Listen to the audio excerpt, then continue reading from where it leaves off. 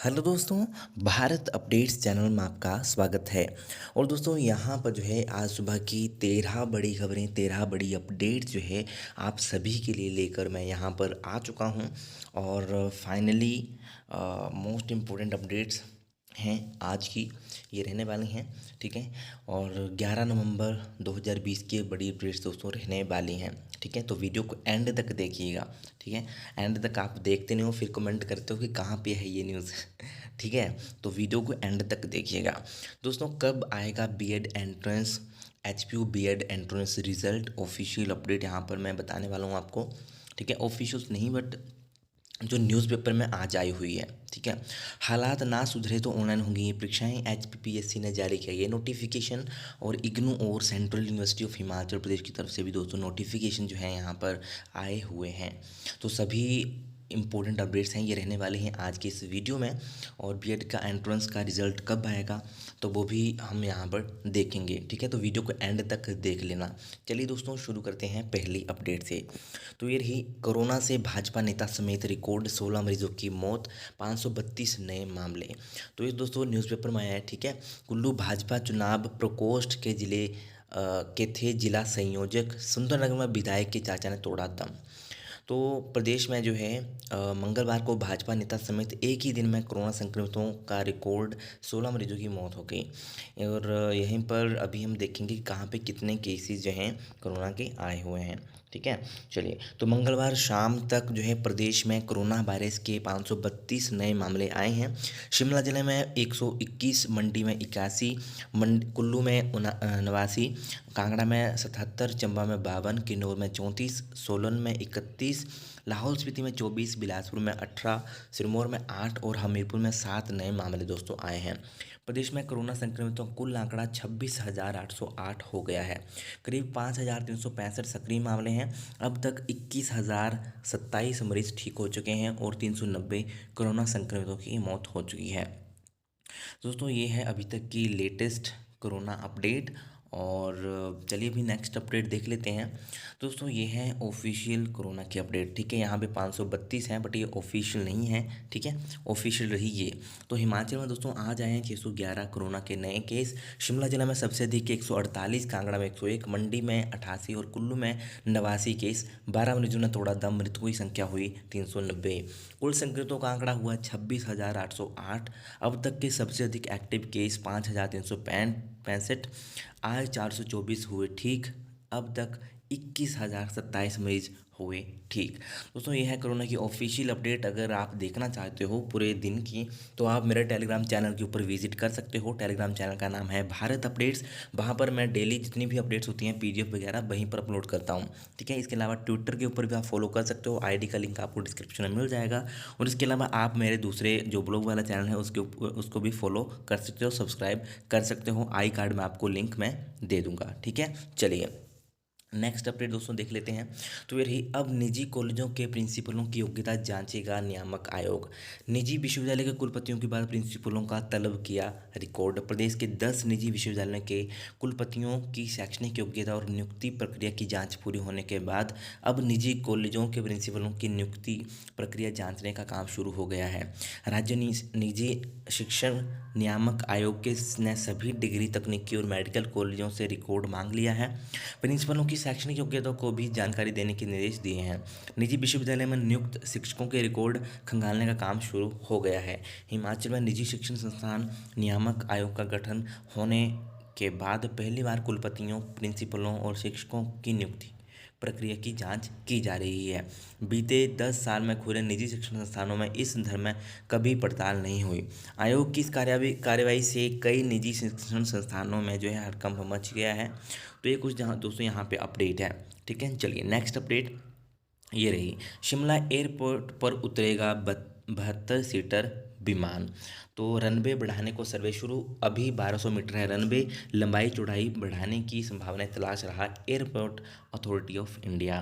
तो 42 सीटर विमान ही उतरता है यहाँ। फरवरी से ही बंद है जुब्बरहट्टी एयरपोर्ट पर दिल्ली से आने वाली उड़ानें।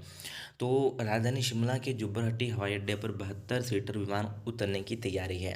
1200 मीटर रनवे की लंबाई और चौड़ाई और बढ़ाने की संभावनाओं को तलाशने के लिए एयरपोर्ट अथॉरिटी ऑफ इंडिया ने सर्वेक्षण शुरू किया है। बाधा सीमा सर्वेक्षण के लिए अथॉरिटी की टीम ने इन दिनों शिमला में जुटी हुई है। इस एयरपोर्ट पर सिर्फ दिल्ली से उड़ानें आती हैं जो फरवरी से बंद हैं। शिमला से करीब 20 किलोमीटर दूर जुब्बरहट्टी हवाई अड्डे का रनवे 1200 मीटर है। अभी यहाँ पर 42 सीटर विमान ही उतर पाता है। केंद्र ने प्रदेश सरकार की मांग की है पर जो है हवाई अड्डे के विस्तारीकरण को हरी झंडी दे दी है। रनवे चौड़ा और लंबा होने पर यहाँ ATR 72 को उतारने की तैयारी है। बड़े जहाज की सुरक्षित लैंडिंग को जो है 1500 मीटर रनवे होना जरूरी है। शिमला हवाई अड्डे के तीनों ओर गहरी खाई है। तो ये दोस्तों एक इम्पोर्टेंट अपडेट है यहाँ पर। चलिए नेक्स्ट अपडेट अभी देख लेते हैं। तो ये रही दोस्तों, दिल्ली को जो है आज से दौड़ेंगी HRTC की 14 अतिरिक्त बसें। तो कहाँ से जाएंगी? तो दिवाली के चलते प्रदेश सरकार ने बाहरी राज्यों के लिए हिमाचल से HRTC की अतिरिक्त 14 बसें चलाने का फैसला लिया है। ये बसें 11 से 13 नवंबर तक चलेंगी। ठीक है दोस्तों, प्रदेश सरकार ने बिलासपुर, हमीरपुर, चंबा, मंडी, शिमला, धर्मशाला समेत अन्य मुख्य डिपुओं से दिल्ली के लिए बसें भेजने के निर्देश जारी कर दिए हैं। दिल्ली आने जाने वाली ये बसें पंजाब, चंडीगढ़ होते हुए कई स्टेशनों से होकर जाएंगी। सरकार का स्पेशल बसें चलाने का मकसद यही है कि लोग अपने घर आकर परिवार के साथ दिवाली मना सकें। कोरोना के चलते निर्धारित सभी नियमों का पालन करते हुए इन बसों में सवारियां बिठाएंगे। परिवहन निगम का कहना है कि त्यौहार के चलते जहां 40 व इससे अधिक सवारियां होंगी वहां निगम स्पेशल बसें भेजेगा। सवारियां फ़ोन पर भी अतिरिक्त बसों के लिए आवेदन कर सकेंगे और दिवाली वाले दिन निगम साधारण बसें चलाएगा।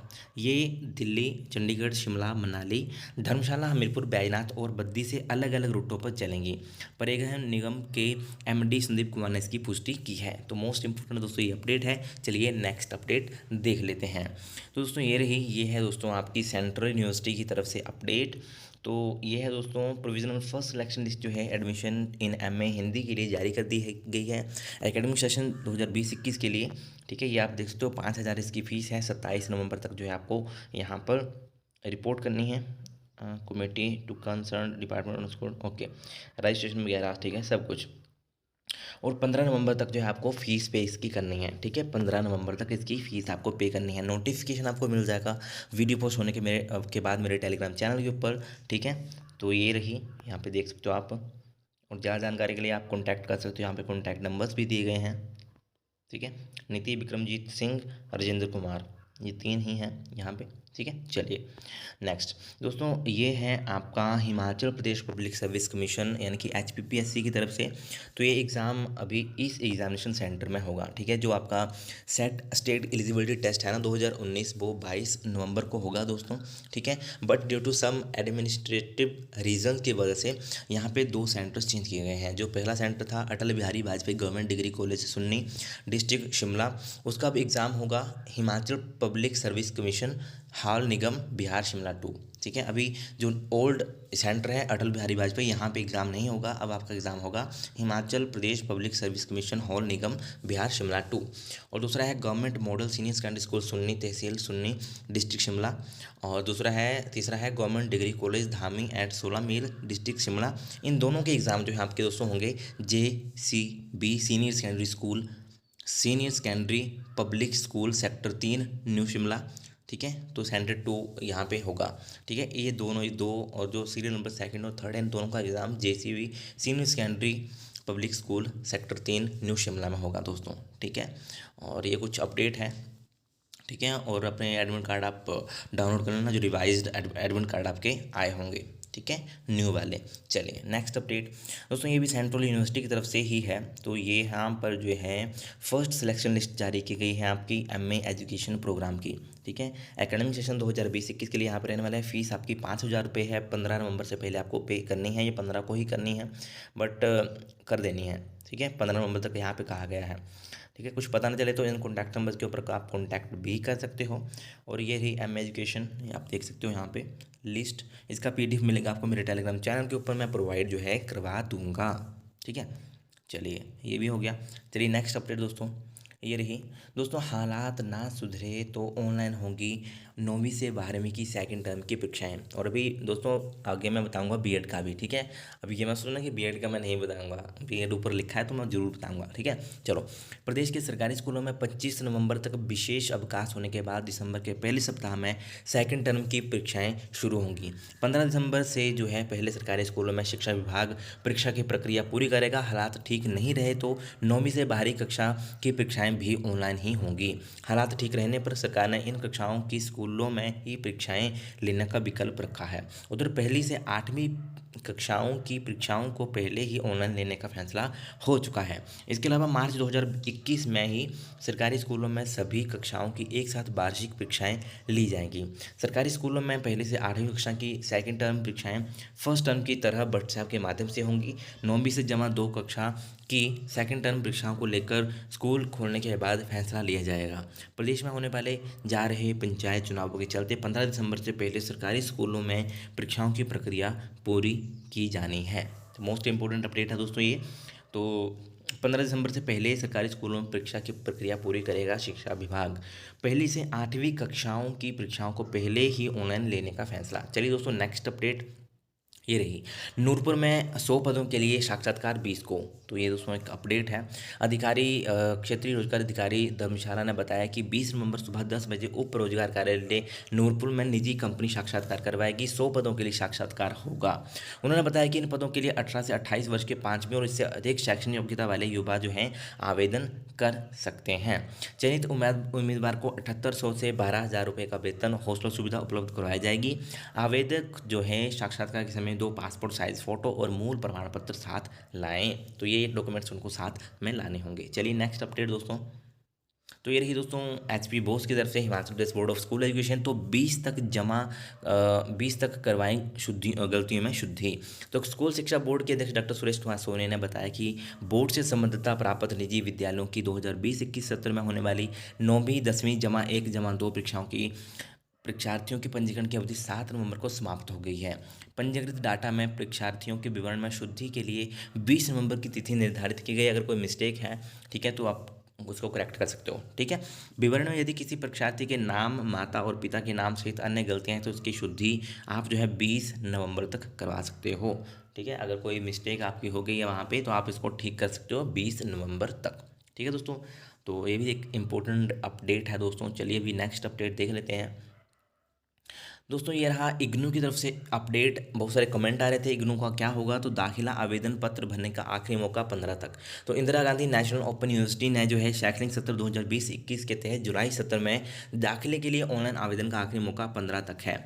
इच्छुक छात्र जो है स्नातक, स्नातकोत्तर, diploma, advance diploma but certificate course में दाखिले के लिए विश्वविद्यालय के दाखिला पोर्टल पर जाकर ऑनलाइन आवेदन भर सकते हैं, यानी कि रजिस्ट्रेशन, ठीक है। तो ये आप देख लेना रजिस्ट्रेशन जिन्होंने अभी तक नहीं किया है। इग्नू वाले मुझे पूछ रहे थे, बहुत सारे कमेंट आ रहे थे कि हमारा जो है यहाँ पे रजिस्ट्रेशन कब होगा, एडमिशन कब होगी। तो 15 तक जो है आपके लिए चांस है, ठीक है। और 15 तारीख तक आप जो है दाखिला इसमें ले सकते हो इग्नू में, ठीक है दोस्तों। और जैसे ही और कोई अपडेट आएगी तो वो भी मैं आपको बता दूंगा दोस्तों, ठीक है। चलिए नेक्स्ट अपडेट दोस्तों। ये रही आपकी मोस्ट इम्पोर्टेंट अपडेट। तो बहुत दिनों से वेट कर रहे थे आप इसका। बीएड प्रवेश परीक्षा का परिणाम आज हो सकता है दोस्तों घोषित। दोस्तों पिछले कल या परसों शायद मैंने एक वीडियो अपलोड की थी, मैंने बोला था कि 10 से पहले आ सकता है। दोस्तों आपको पता है कि यूनिवर्सिटी में कितना सारा काम होता है ना। वैसे भी यूनिवर्सिटी स्लो है और काम भी बहुत ज़्यादा होता है, ठीक है। और परसों शायद BSc nursing, MSc nursing, post basic nursing के रिजल्ट आए थे और बहुत काम हो रहा था।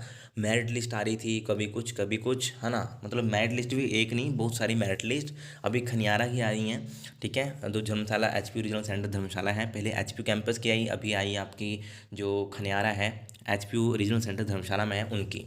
तो उनकी भी अभी पूरी नहीं आई है मेरिट लिस्ट, ठीक है। तो उसके कारण बहुत सारा डिले हो रहा था इस यहाँ पे। तो मैंने कहा था कि 10 से पहले आ सकता है, बट यही है ना कि बहुत सारा काम होता है यूनिवर्सिटी में, तो उसके कारण यहाँ पे थोड़ा सा लेट हो गए हैं, ठीक है। पहले 6 थी शायद, 6 नवंबर बोला था इन्होंने टेंटेटिव डेट, बट इन्होंने कुछ ज़्यादा ही लेट कर दिया। और अभी आज ही अपडेट आई है कि बीएड का जो एंट्रेंस एग्ज़ाम है वो आज हो सकता है घोषित। तो विश्वविद्यालय ने जो है बीएड की प्रवेश परीक्षा का परिणाम तैयार कर लिया है, इसकी आज घोषणा हो सकती है दोस्तों। आज इसका रिजल्ट आ सकता है, ठीक है।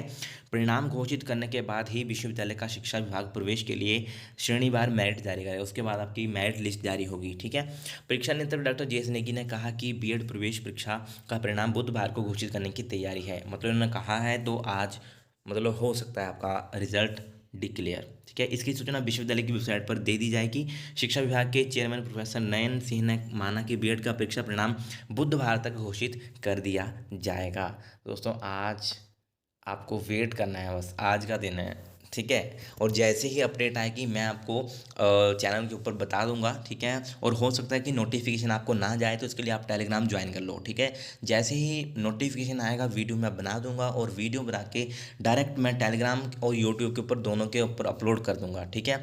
यूट्यूब अगर टेलीग्राम के ऊपर ज्वाइन करने का फ़ायदा ये होगा कि अगर यूट्यूब के ऊपर आपको नोटिफिकेशन नहीं आएगा तो टेलीग्राम के ऊपर आपको डेफिनेटली नोटिफिकेशन आएगा ही आएगा, ठीक है। वहाँ पर ऐसा नहीं होता कि नोटिफिकेशन ना जाए, तो वहाँ पर आपको आना ही आना है, कुछ भी हो जाए नोटिफिकेशन वहाँ पे आपको जाएगा ही जाएगा, ठीक है। तो टेलीग्राम के ऊपर नाम है मेरा भारत अपडेट्स चैनल का नाम, ठीक है। उसको ज्वाइन कर लो और चेक करते रहना थोड़ी थोड़ी देर बाद, ठीक है। और दोस्तों ये थी आज की कुछ मोस्ट इंपॉर्टेंट अपडेट, और सबसे इंपॉर्टेंट अपडेट तो ये है बीएड वालों के लिए, ठीक है। और दोस्तों वीडियो अच्छी लगे तो इसे लाइक शेयर और चैनल को सब्सक्राइब जरूर करिएगा मेरे लेटेस्ट अपडेट्स के लिए। Thank you.